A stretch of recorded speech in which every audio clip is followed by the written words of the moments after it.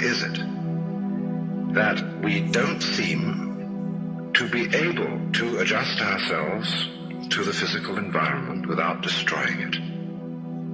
Why is it that in a way this culture represents in a unique fashion the law of diminishing returns, that our success is a failure, that we are building up, in other words, an enormous technological civilization which seems to promise the fulfillment of every wish almost at the touch of a button. And yet, as in so many fairy tales, when the wishes finally materialize, they're like fairy gold. They're not really material at all.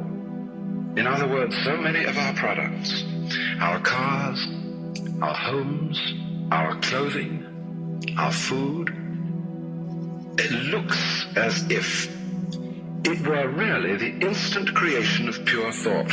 That is to say, it is thoroughly insubstantial, lacking in what the connoisseur of wine calls body. And in so many other ways, the riches that we produce are ephemeral. And as a result of that, we're frustrated. We're terribly frustrated. We feel that the only thing is to go on getting more and more. And as a result of that, the whole landscape begins to look like the nursery of a spoiled child who's got too many toys and is bored with them and throws them away as fast as he gets them, plays them for a few minutes. Also, we're dedicated to a tremendous war on the basic material dimensions of time and space. We want to obliterate their limitations. We want to get everything done as fast as possible. We want to convert the rhythms and the skills of work into cash, which indeed you can buy something with, but you can't eat it. And then rush home to get away from work and begin the real business of life, to enjoy ourselves. You know, for the vast majority of American families, what seems to be the real point of life, what you rush home to get to, is to watch an electronic reproduction of life. You can't touch it. It doesn't smell, and it has no taste. You might think that people getting home to the real point of life in a robust material culture would go home to a colossal banquet or an orgy of lovemaking or a riot of music and dancing. But nothing of the kind.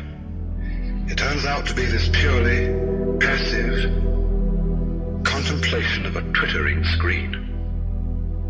You see mile after mile of darkened houses with that little electronic screen flickering in the room. Everybody isolated, watching this thing, and thus in no real communion with each other at all.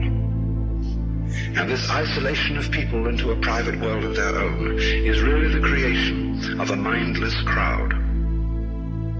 And so we don't get with each other, except for public expressions of getting rid of our hostility, like football or prize fighting. And even in the spectacles one sees on this television, it's perfectly proper to exhibit people slugging and slaying each other, but oh dear no, not people loving each other, except in a rather restrained way.